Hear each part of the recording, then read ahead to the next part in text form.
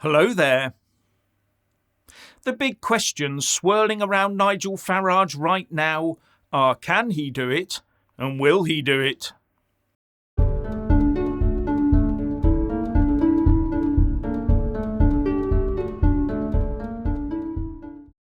Now, if you haven't already done so, please do subscribe and then like and comment below. Right now, the centre-right voters want an alternative to the Tories. They do not want a pressure group sniping from the sidelines.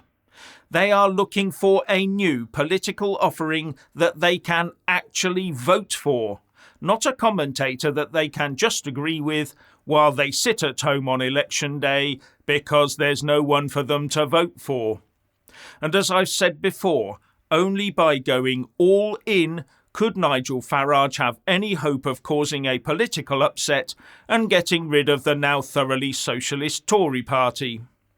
If he stands on the sidelines and just cheers, it will have little effect. He has to be in the game and 100% committed.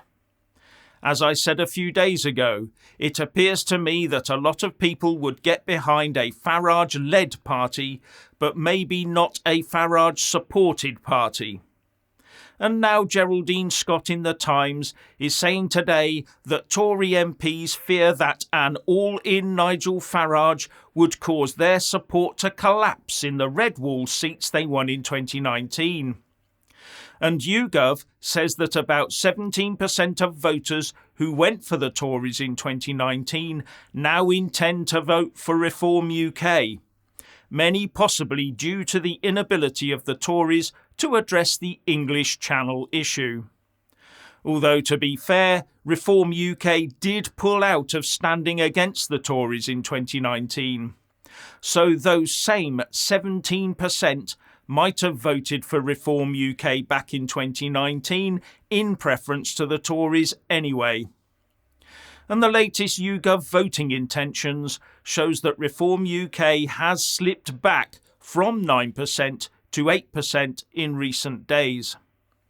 But still, this is support for a ReformUK that is not getting much media coverage, if any, and hasn't got the Farage personality giving it 100% for ReformUK 100% of the time all over mainstream media, as in the past. Now, according to the Times piece, Tory MPs are more worried about their supporters staying at home rather than going to the polling station, rather than anything ReformUK itself might do, unless Nigel Farage came out to play full time. And one MP said that if this were to happen, it would change everything, because Farage is one of a few, like Boris Johnson, who is able to move the polls. Now, ReformUK is already planning to stand in 600 seats in England, Wales and Scotland, and claims to have gained another 7,500 new members since Liz Truss was ousted as Prime Minister. But I doubt Tyson and his team can get a big enough swing vote behind them unless Farage was fully committed. And that would almost certainly require Richard Tice to stand aside and let Farage take the main party leader chair again. As I said earlier, the voters want an alternative package to the Tories that they can happily vote for. Pressure groups, if large and influential enough, might help nudge one party or another into power. But that will not change politics if all the political parties who could get into the power are exactly the same, much as the Lib Lab con are. It won't matter which of them gets in because the outcome will be roughly similar. Big state, big tax, big borrowing and big spend. The only way to actually change politics is to be on the ballot paper. Nothing else really matters. And for Nigel Farage, I think the time is fast approaching where he will be forced to come off the fence and declare one way or another. Right now, renewables are putting so little energy into the national grid that standby coal-powered stations are being warmed up, just in case we need to get them to help keep the lights on in the coming days. Looking at GridWatch right now, demand is at 44 gigawatts, with all renewables supplying about 14% of it, and coal already supplying 1.29 gigawatts of it, with gas and nuclear doing the real heavy lifting between them. Wind is supplying 2.6%, meaning we'd need 40 times as many wind turbines across the UK and its sea area, all in the right windy places, to give us all the electrical power we need right now. And with solar power, it would take 100 times more panels. But these are the figures that today the Green Lobby will do the three monkeys with.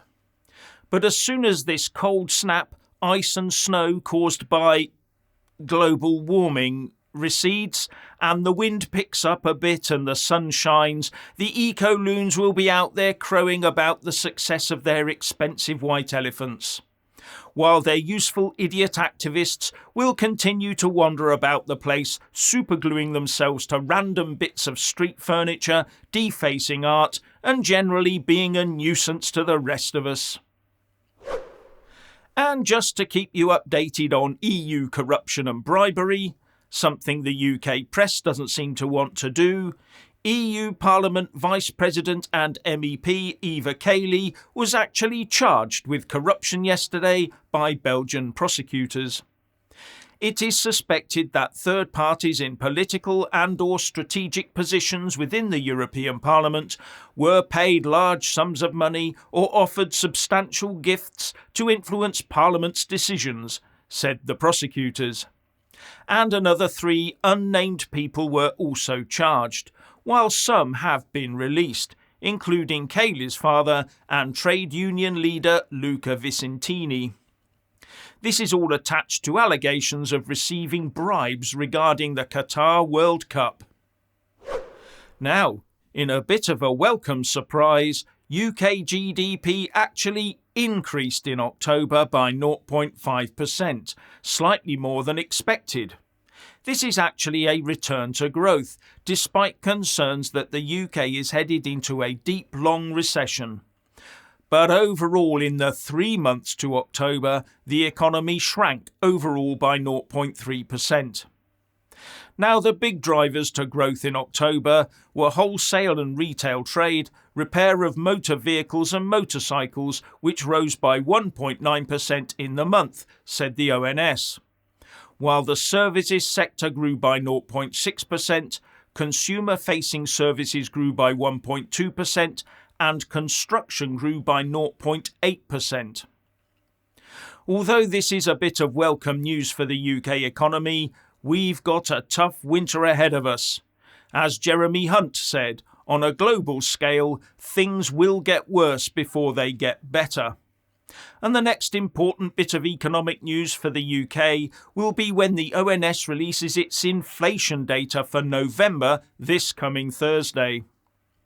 And finally, when subscribing, please don't forget to press that little bell and also select the all option, or you won't get any notifications when I publish a new video.